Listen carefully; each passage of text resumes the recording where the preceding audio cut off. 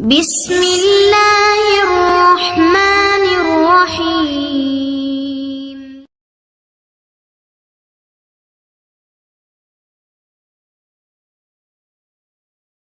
الحمد لله رب العالمين والصلاة والسلام على رسوله الكريم نبينا محمد وعلى آله وأصحابه أجمعين وعلى من تبعه بإحسان إلى يوم الدين أما بعد. கண்ணியமிக்க சகோதர சகோதரிகளே, இந்த பதிவில் நாம் இன்ஷா அல்லாஹ் நபிகள் நாயகம் ஸல்லல்லாஹு அலைஹி வஸல்லம் அவர்கள் ஈமானில் உறுதியாக இருப்பதற்காக, நேர்வழியில் ஹிதாயத்தில் உறுதியாக இருப்பதற்காக அல்லாஹ்விடத்தில் அதிகமாக கேட்டு வந்த ஒரு பிரார்த்தனையை, ஒரு துஆவை நாம் இன்ஷா அல்லாஹ் பார்க்க இருக்கிறோம். அன்பானவர்களே, அல்லாஹ் சுப்ஹானஹு வ தஆலா நமக்கு நேர்வழி கொடுத்திருக்கிறான், ஹிதாயத்து கொடுத்திருக்கிறான். ஈமான் என்கிற ஒரு பொக்கிஷம் நமக்கு கிடைத்திருக்கிறது. இஸ்லாம் என்கிற ஒரு அருட்கொடை நமக்கு கிடைத்திருக்கிறது என்று சொன்னால், அதில் இறுதி மூச்சு வரை உறுதியாக இருப்பது மிக மிக அவசியம். எத்தனையோ பேர் இருக்கிறார்கள், ஈமான் என்கிற இந்த பொக்கிஷம் கிடைத்த பிறகு அதை இழந்து விடுகிறார்கள். இஸ்லாம் ஹிதாயத் என்கிற இந்த அருட்கொடை கிடைத்த பிறகு அதை வீணாக்கி விடுகிறார்கள், அல்லது தன்னை வீணாக்கி கொள்கிறார்கள், அதை இழந்து விட்டு. ஒருவர் அல்லாஹ் ஒருவனை மட்டுமே வணங்க வேண்டும், அவருக்கு யாரையும் இணை துணை ஆக்கக்கூடாது என்பதை பிறருக்கு எடுத்துச் சொல்லக்கூடிய ஒரு நிலையில் இருந்த ஒருவர், இது உண்மையில் நடந்த விஷயத்தை நான் சொல்கிறேன், பிறருக்கு எடுத்துச் சொல்லக்கூடிய நிலையில் இருந்த ஒருவர் இப்போது என்ன செய்கிறார்? சிலைகளை தூக்கி கையில் நிற்கிறார். தொப்பி போட்டிருப்பார், ஆனால் அரசியல் கட்சியோடு சேர்ந்து அவர்களோடு சேர்ந்து பயணிப்பதற்காக எதை வேண்டுமானாலும் நான் செய்வேன் என்பதை சொல்லும் விதத்திலே சிலைகளை தூக்கி கையில் நிற்கிறார். புன்னகையோடு சிரித்த முகத்தோடு நிற்கிறார். ஏகத்துவ கொள்கையின் பக்கம் அழைக்கக்கூடியவராக இருந்த ஒருவர் ஷிர்கான விஷயத்துக்கு உடந்தையா இப்போது இருக்கிறார் என்று சொன்னால், அன்பானவர்களே, ஹிதாயத் கிடைத்த பிறகு அதில் இறுதி மூச்சு வரை நாம் இருப்போம் என்பதற்கு கேரண்டி கிடையாது. ஆக நாம் அல்லாஹ் சுப்ஹானஹு வ தஆலாவிடத்தில் எப்போதும் ஈமானில் உறுதியை கேட்டுக்கொண்டே இருக்க வேண்டும். எத்தனையோ முஸ்லிம் குடும்பங்களில் பிறந்து முஸ்லிம் குடும்பத்தில் வளர்ந்த இளைஞர்கள் அல்லது குறிப்பாக இளம் பெண்கள் பல பேர் காதலித்து காதல் செய்தவனோடு வாழ வேண்டும் என்கிற ஒரு அற்ப சுகத்துக்காக வேண்டி வரம்பு மீறிய, அல்லாஹ் சுப்ஹானஹு வ தஆலா போட்ட வரம்புகளை மீறிய ஒரு விஷயத்துக்காக அதை அடைய வேண்டும் என்பதற்காக வீட்டை விட்டு, வளர்த்த தன்னுடைய தாய் தந்தை பெற்றோரை விட்டுவிட்டு, இவை அனைத்தையும் விட இஸ்லாத்தையே விட்டுவிட்டு போகக்கூடிய காட்சிகளை பார்க்கிறோமா இல்லையா? இதுதான் என்னது?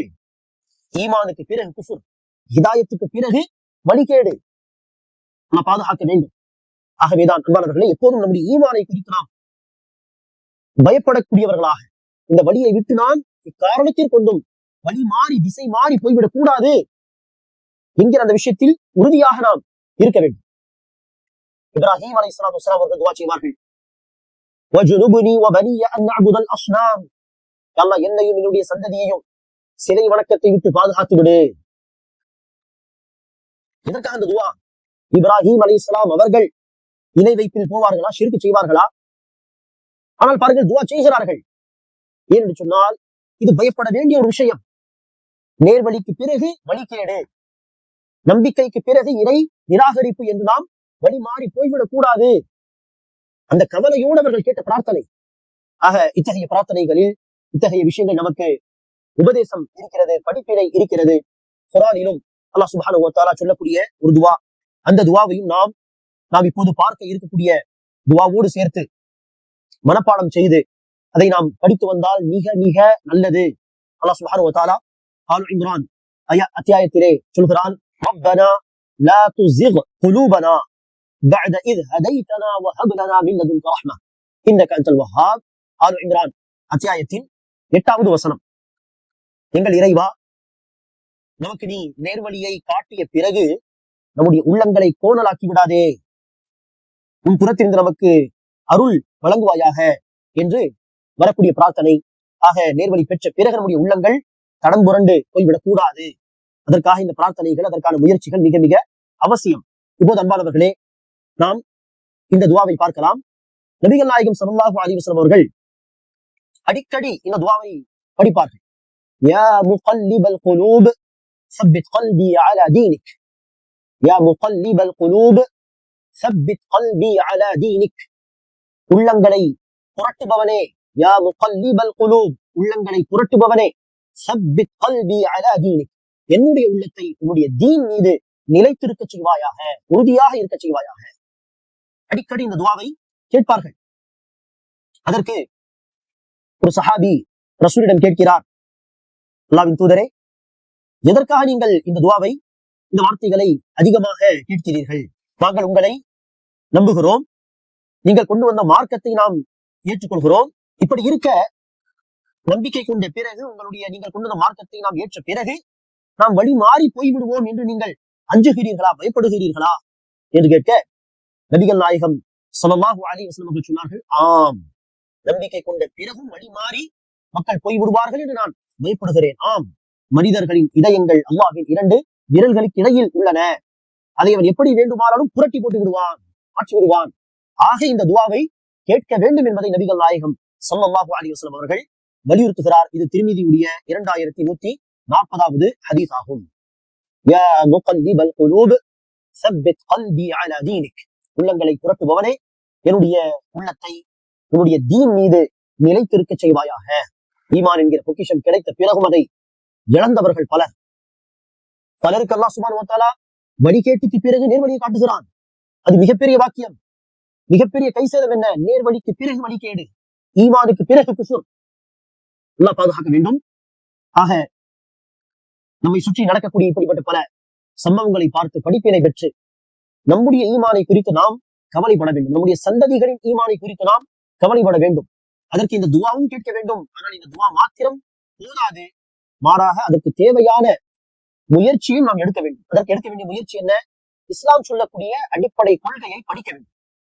அகீதா எனப்படும், ஈமான் எனப்படும் இஸ்லாம் சொல்லக்கூடிய சத்திய கொள்கை என்ன, இறை நம்பிக்கை என்றால் என்ன, அதை அறிஞர்கள் உடைய விளக்கங்களை கொண்டு படியுங்கள். ஈமான் என்றால் என்ன, ஈமானுக்கு நேர்மாறான குஃபுர் என்றால் என்ன, தௌஹீத் ஏகத்துவ கொள்கை என்றால் என்ன, தௌஹீதுக்கு நேர்மாறான ஷிர்க் இணை வைப்பு என்றால் என்ன, இணை வைப்பு குஃபுர் போன்ற அந்த வழிகேட்டில் நாம் போய்விட்டால் அதனுடைய மோசமான விளைவுகள் என்ன, எப்படி அந்த பாவத்தின் காரணமாக நரகம் நிரந்தரமாக்கப்படுகிறது, சொர்க்கம் ஹராமாக்கப்படுகிறது, அது எவ்வளவு பெரிய கை சேதம் என்பதையெல்லாம் படித்து தெரிந்து கொண்டால்தான் இந்த நேரான பாதையில் நம்ம உறுதியாக இருக்க முடியும். ஆக அதற்கான முயற்சியும் நாம் மேற்கொள்வோமாக. இந்த பிரார்த்தனையையும் நாம் இன்ஷா அல்லாஹ் கடைபிடிப்போமாக. உள்ளங்களை புரட்டுபவனே, என்னுடைய உள்ளத்தை இந்த தீனிலே, உன்னுடைய மார்க்கத்திலே நிலைத்திருக்க செய்வாயாக. யா முகல்லிபல் குலூப் ஸப்பித் கல்பி அலா தீனிக். ரப்பனா அஃப்ரிக் அலைனா ஸப்ரா ரப்பனா லா துஸிக் குலூபனா. நம்முடைய உள்ளங்களை கோணலாக்கி விடாதே யா அல்லாஹ். லா துஸிக் குலூபனா பஅத இத் ஹதைதனா.